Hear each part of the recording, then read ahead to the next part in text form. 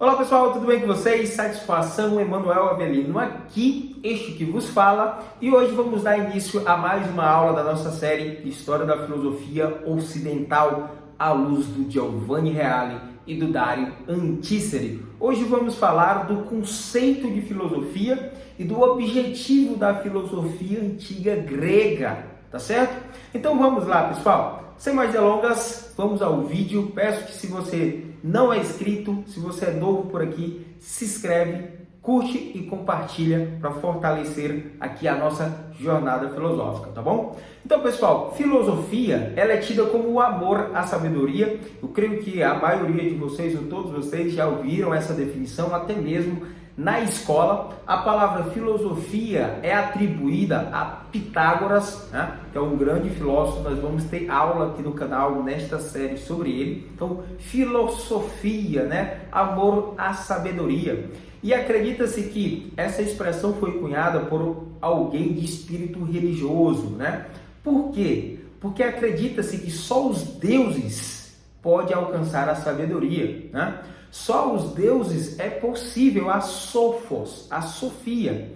Inclusive Platão diz que os deuses não podem filosofar, os deuses não podem ser filósofos, porque os deuses já possuem a filosofia, e a filosofia é o amor à sabedoria, a filosofia é a busca pela sabedoria.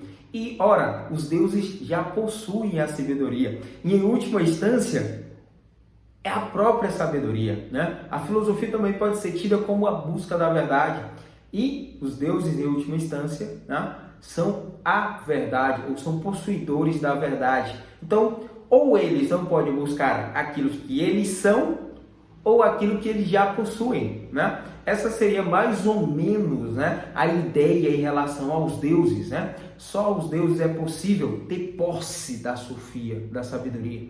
Enquanto o filósofo é aquele que busca a sabedoria e se aproxima dela sem nunca possuí-la, tá bom? Então, para que nós possamos compreender, tem três conotações. Primeiro, qual é o conteúdo da filosofia, qual é o método da filosofia e qual é o objetivo, o escopo, a finalidade da filosofia. Bom, o conteúdo da filosofia trata-se da totalidade das coisas, né? Toda a realidade é o objeto de estudo da filosofia. Ela busca compreender toda a realidade. Isso nós já vimos em aulas anteriores. O que difere a filosofia como uma ciência geral de todas as outras ciências particulares é justamente o objeto de estudo.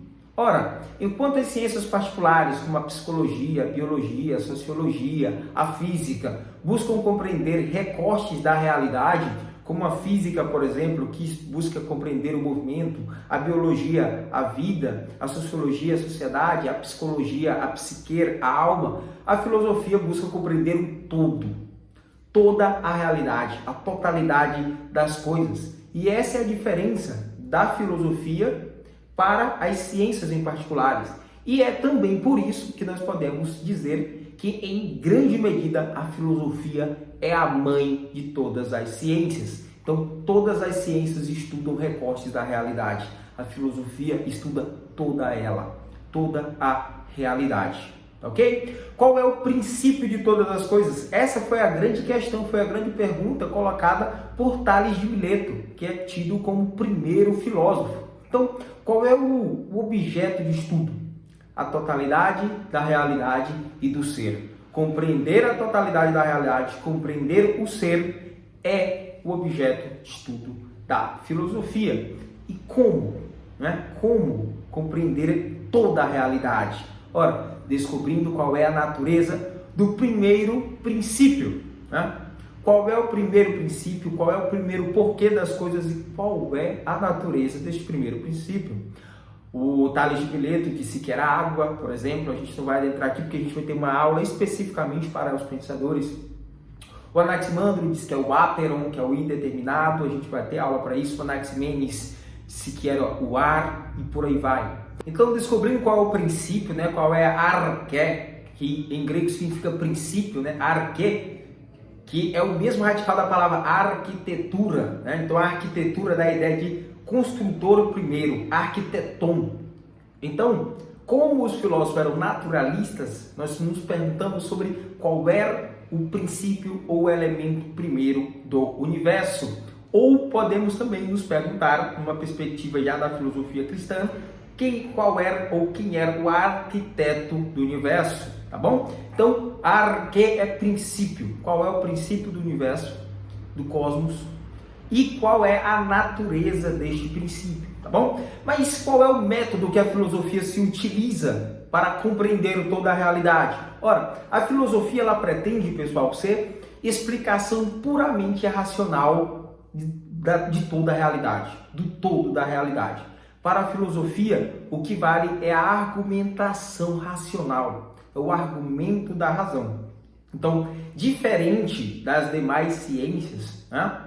A filosofia quer compreender o todo, mas não só os fatos e as experiências em particulares, né? Isso, em grande medida, quem faz são as ciências particulares. A filosofia quer compreender a causa, ou as causas, né? A razão das coisas, né? Ou seja, a filosofia busca compreender a causa última do universo por meio da razão. E é isso que dá o status de cientificidade para a filosofia. Porque a gente viu que a religião também se pretende compreender o todo, mas por meio da fé, por meio da revelação. A arte, a poesia também se pretende compreender o todo, mas por meio da imaginação, de um discurso mitopoético, por meio da intuição. A filosofia quer compreender o todo da realidade apenas pela razão, pela sua capacidade argumentativa racional de encontrar não só fatos e experiências particulares, mas a causa das coisas, que é o que, segundo os historiadores Giovanni Reale e Dario Antiseri, é o que as ciências fazem também, tá? Não a ponto de compreender o todo da realidade, mas estudando a causa do recorte da realidade que cada uma dessas ciências estuda, certo? Então, qual seria o escopo da filosofia, né? A filosofia busca compreender, em termos de conteúdo, o todo da realidade. O método, explicação puramente racional da realidade. E qual é a finalidade? O fim da filosofia é o puro desejo de saber. Segundo Aristóteles, diz Giovanni Reale, todos os homens, ao filosofar, buscam conhecer a fim de saber, e não para conseguir alguma utilidade. Então, por que o ser humano filosofa, né? Ele filosofa para conhecer, a fim de saber, de contemplar o saber, de contemplar a verdade, sem alguma utilidade. Diferente de várias outras coisas na vida humana que nós buscamos como meio para alcançar algo, a filosofia é fim em si mesmo. Ela busca o conhecer, o saber pelo saber. A filosofia, ela é livre, ela é fim em si mesma, né? Ela busca apenas por objetivo a verdade procurada, contemplada e desfrutada como tal. A filosofia deseja saber. A filosofia busca a verdade. E busca a verdade para quê? Apenas pela própria verdade, apenas para contemplá-la e nada mais. Diante disso, nós podemos compreender por que o Aristóteles disse que todas as outras ciências serão mais úteis ou mais necessárias do que a filosofia, mas nenhuma lhe será superior. Isto porque todas as outras ciências buscam uma utilidade com os experimentos, com os fatos, com a compreensão das causas dos seus objetos de estudo. A filosofia, ela busca compreender a verdade pela verdade, é a pura contemplação da verdade, é o puro desejo de saber, do saber. Este é o fim da filosofia. O que nós podemos concluir em relação ao conceito da filosofia grega? Bom, embora a filosofia não tenha objetivos utilitaristas, de utilidade, a filosofia não é um ócio vazio, não é um ócio vazio. Ela possui relevância moral e política de primeira ordem, diz o Giovanni Reale e o Dario Antiseri. E ora, por quê? Se o Aristóteles diz que todas as outras ciências são mais úteis, mas nenhuma lhe é superior, porque a filosofia visa a contemplação da verdade, a contemplação do todo, Ora, a contemplação do todo infunde no ser humano uma enorme relevância moral e política. A verdade contemplada infunde em nós, seres humanos, uma enorme energia moral. Ou seja, o que isso quer dizer? Que ao contemplar a verdade, ao contemplar a justiça, ao contemplar os primeiros princípios, a contemplar o todo da realidade, isso vai afetar necessariamente nas partes.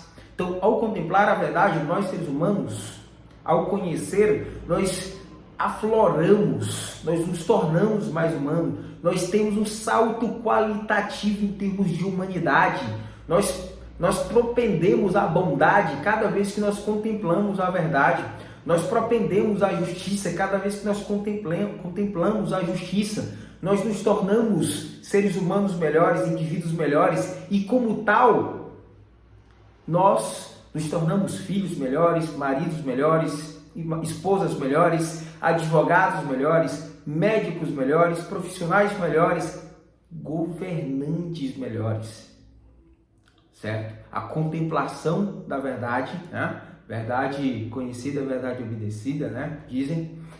A contemplação da verdade infunde enorme energia moral. E é justamente nessa perspectiva que mais à frente Platão vai falar de um sofrocrata, isto é, de um governante filósofo, de alguém que tem um sábio poder, que buscou contemplar a verdade e por isso pode ser justo.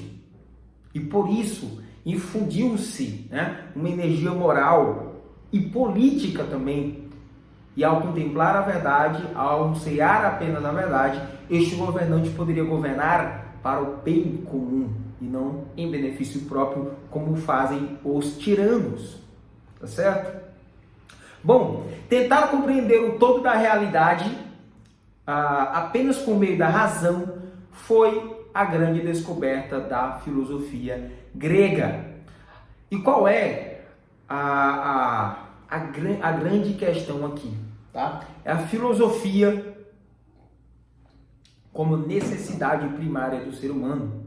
Ora, por que o homem sentiu necessidade de filosofar? Diz Aristóteles que por natureza o homem deseja saber, o homem deseja conhecer. Exercitar a sabedoria e conhecer são desejáveis a nós seres humanos, diz o Aristóteles. E mais, são exatamente por estas coisas que nós podemos dizer que somos humanos, certo? Não é possível viver como seres humanos sem buscar conhecer, sem buscar contemplar a verdade. Os homens começam a filosofar pelo maravilhamento, pelo estupor, né? Pelo espanto, pela admiração, em tentar compreender e trazer respostas para as grandes questões, desde questões mais simples a questões mais complexas, né? A questões maiores, a se perguntar por questões do dia a dia, pela melhor vida que vale a pena ser vivida, perguntar qual é o melhor modo, né? Na filosofia prática, qual é o melhor modo de viver, de conduzir as vidas, de se comportar, quais são os melhores hábitos, até se perguntar sobre a lua, o sol e, por fim, qual a origem do universo. Então, diz Giovanni Reale e Dario Antiseri, não apenas na origem, mas agora e sempre, os homens, por natureza e sempre, que se maravilharem, né? Que pelo estupor, que pela contemplação, pelo espanto, buscarão compreender o todo da realidade, buscarão filosofar, buscarão conhecer. Tá bom, pessoal? Então, esta, né, é o objetivo, né, e o conceito da filosofia antiga. Então, o seu conteúdo, a totalidade da realidade, o método, explicação puramente racional dessa totalidade da realidade e o fim, a contemplação da verdade, o puro desejo de conhecer e conhecendo puramente, né, sem nenhuma utilidade, né, como as demais ciências, contemplando a verdade, conhecendo, exercendo aquilo que é propriamente humano, né, que é a natureza humana, que propende a conhecer, nós infundimos em nós enorme força moral e política. Por isso, apesar da filosofia não ter utilidade como as demais ciências, nenhuma delas lhe é superior, diz Aristóteles, porque é justamente pela filosofia que o governante pode agir justamente, pode governar de forma justa, de forma bela, pode contemplar a verdade e aflorar a sua humanidade e buscar os bons hábitos, buscar elevar não só a si mesmo, mas também toda uma comunidade. Então, espero ter deixado claro, não só em termos conceituais, mas também refletir um pouco a respeito sobre, o conceito e o objetivo e o método da filosofia antiga. Muito obrigado por assistir esse vídeo até aqui. Curte, compartilha e até o próximo vídeo. Um abraço.